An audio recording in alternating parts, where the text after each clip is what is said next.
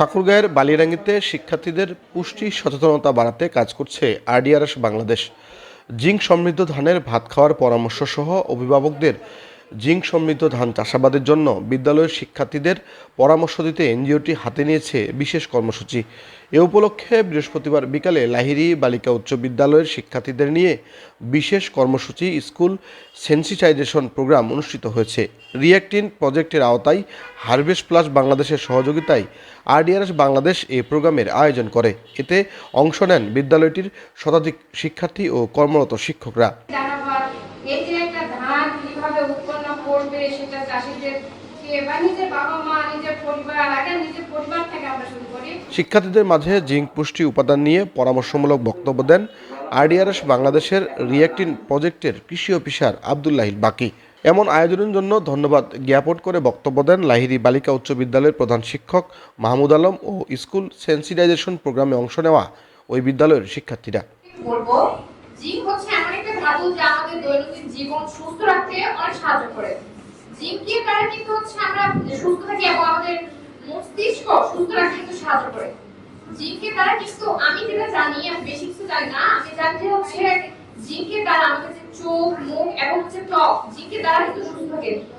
আর আমি জানতাম যে হচ্ছে ব্রাউন রাইস বা হচ্ছে সাদা পালিশ যে চাল থাকে সেটাতে জিঙ্ক অতিরিক্ত থাকে না, বেশি থাকে। বেশিরভাগ জিঙ্ক থাকে হচ্ছে ব্রাউন রাইসে, বাট আজকে আমি জানতে পারলাম যে হচ্ছে গ্রিন ধানে জিঙ্ক একটু বেশি থাকে।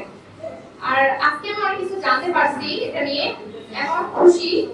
আর জানার পর এটা একটা অভিজ্ঞতা অর্জন করলাম। আমি আমার ফ্রেন্ড সার্কেল, আমার পরিবার, আমার আত্মীয়-স্বজন সবাইকে, আমার প্রতিবেশী সবাইকে আমি এই জিঙ্ক সম্পর্কে ধারণা দেব এবং সকলকে ধন্যবাদ আমাকে এই বিষয় সম্পর্কে জানার জন্য।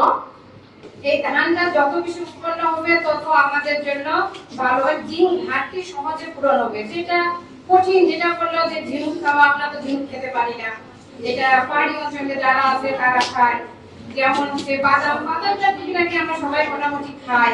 তারপরে হচ্ছে আয়োডিন যুক্ত লবণ যেটা এখানে পাওয়া যাচ্ছে, যেটা ইনারা প্রচার করতে যাচ্ছেন যে যেটা সহজে পাওয়া যায়, যেটা আমাদের জন্য মেধা বিকাশ বা স্বাস্থ্যের জন্য ভালো, সেই জন্যই হচ্ছে এই প্রচারটা।